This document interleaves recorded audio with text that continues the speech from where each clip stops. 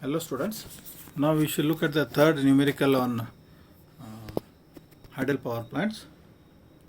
At a particular site of a river, the mean monthly discharge for 12 months is tabulated below. So the mean monthly discharge for 12 months is given in the table. The two columns, one is a month, second column is for the discharge in millions of meter cube per month. Again in this numerical, the discharge is given in millions of meter cube per month. It is for per month. Okay. So April 250, May 100, June 750, July 1250, August 1500, September 1200, October 1000, November 750, December 750, January 500, February 400 and March 300 millions of meter cube per month.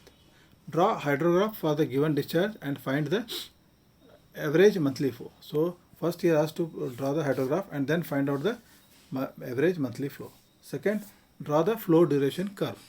And third, the power available at the mean flow of water if the available head is 90 meters. So here the available head is 90 meters and the overall efficiency of the plant is 82%. Okay, and take 30 days in a month.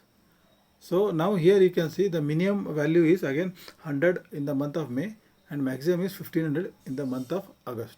Okay, and there is no zero here, there is some discharge for all the 12 months. So now we will draw the hydrograph.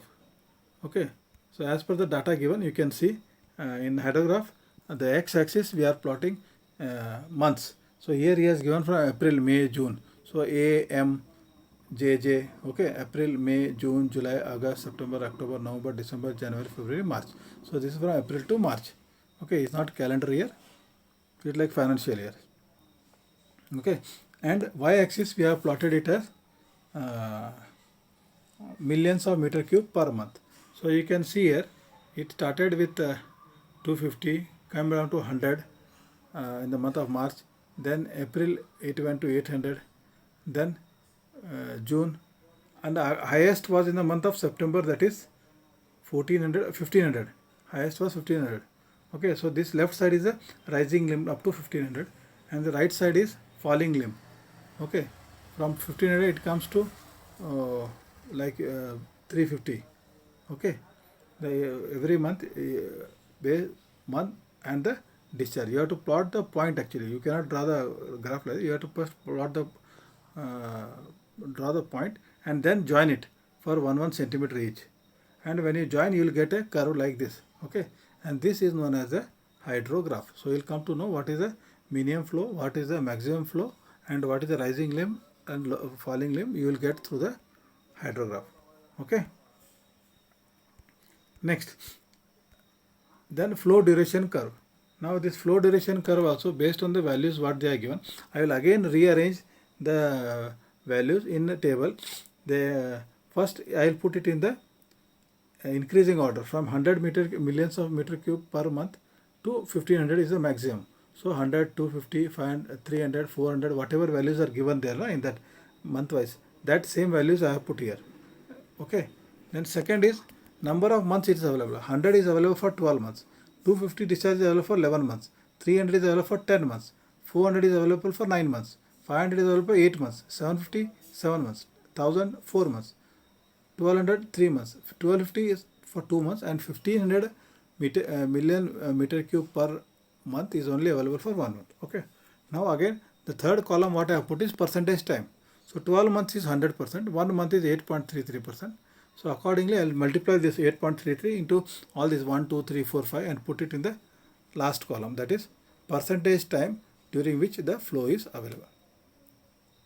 In order to obtain the flow duration curve, it is necessary to find the lengths of time during which the flow was available. Okay, this information is tabulated using the hydrograph in the following table. So based on the hydrograph, if you look at the hydrograph, here also you can find out this 100 was available for 12 months. Okay, from this only you can make out how many months it is available. Okay, now we will plot the flow duration curve. How is the flow duration curve plotted? Very simple. Again, x-axis is the percentage of time and y-axis is the discharge. millions of meter cube per month. So again it starts from 0 and maximum discharge is 1500 and the x-axis it is from 0, 10, 20, 30, 40, 50, 60, 70, 80, 90, 100%. Okay, and we'll plot like 100 is available for 100%, 1500 is available for 8.33%.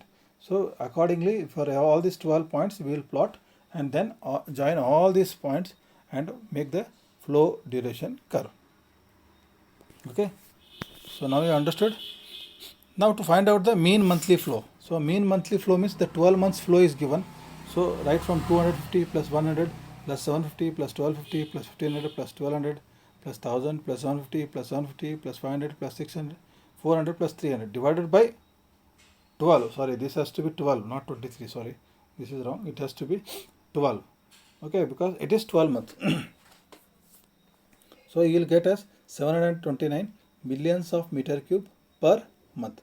The denominator should be here 12 months. Okay, so divided by 12.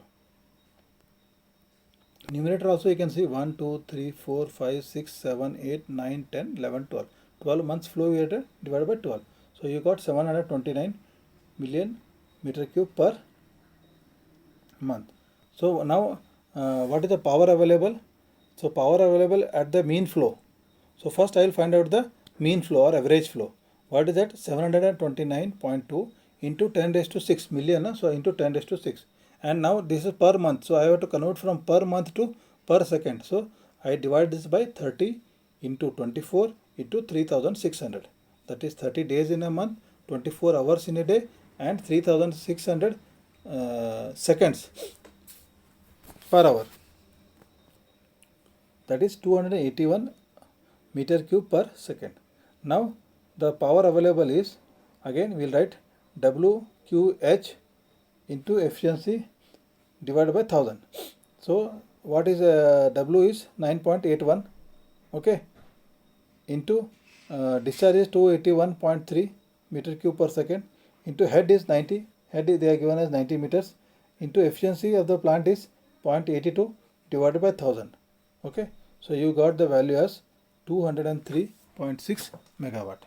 So this is the average or mean power available for the mean flow of water.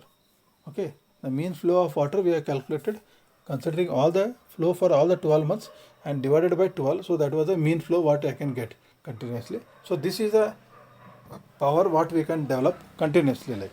Okay, thank you.